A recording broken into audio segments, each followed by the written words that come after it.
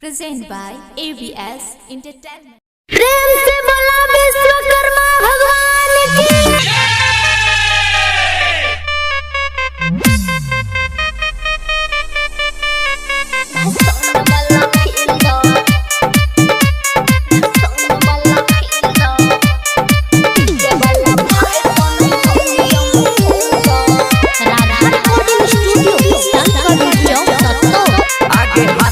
सवार छोही दाढ़ी वाला बाबा एक ले होही छोही गाँव गाँव हाला दर्जी वाला भाई काटे 100 टके गाला अब हे तो मजा आए ठीक है कहै छी आपा सब हिल भसन वाला फील्ड डीजे वाला भाई तनी वॉल्यूम फुल द हाथी पर सवार छोही दाढ़ी वाला बाबा एकरा ले होही छोही गाँव गाँव हाला दर्जी वाला भाई काटे 100 टके गाला आ डीजे होते धमाल आबा सब हिल भसन वाला फील्ड डीजे वाला भाई तनी volume full the Mixed by BRB Raj. DJ Sumit Satu Sulaiman.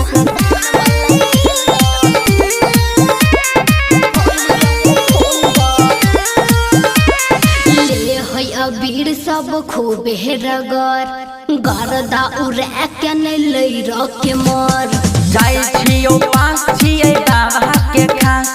गाना विश्वकर्मा जी के बाजा के नाच आपा सब हिल भसन वाला फील्ड डीजे वाला भाई तनी वॉल्यूम फुल द आगे हाथी पर सवार छोही दाढ़ी वाला बाबा एकरा ले होही छोही गाँव गाँव हाला दर्जी वाला भाई काटे 100 टके गाला आ डीजे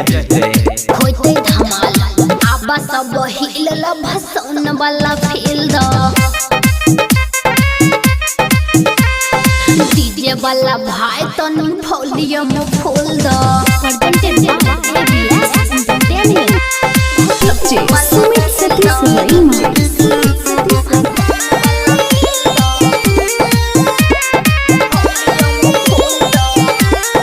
किया धक्का-मुक्की करे छी तुम सब ताल पताल देख नाच कर आहे नहीं कोनो हम लेबै टेंशन छियै हम बाबा विश्वकर्मा के फैन आपा सब हिल भसन वाला फील्ड डीजे वाला भाई तनी वॉल्यूम फुल द आगे हाथी पर सवार छोही दाढ़ी वाला बाबा एकरा ले होही छोही गाँव गाँव हाला दर्जी वाला भाई काटे 100 टके गाला आ डीजे होते धमाल आबा सब हिल भसन वाला फील्ड डीजे वाला भाई तनी वॉल्यूम फुल द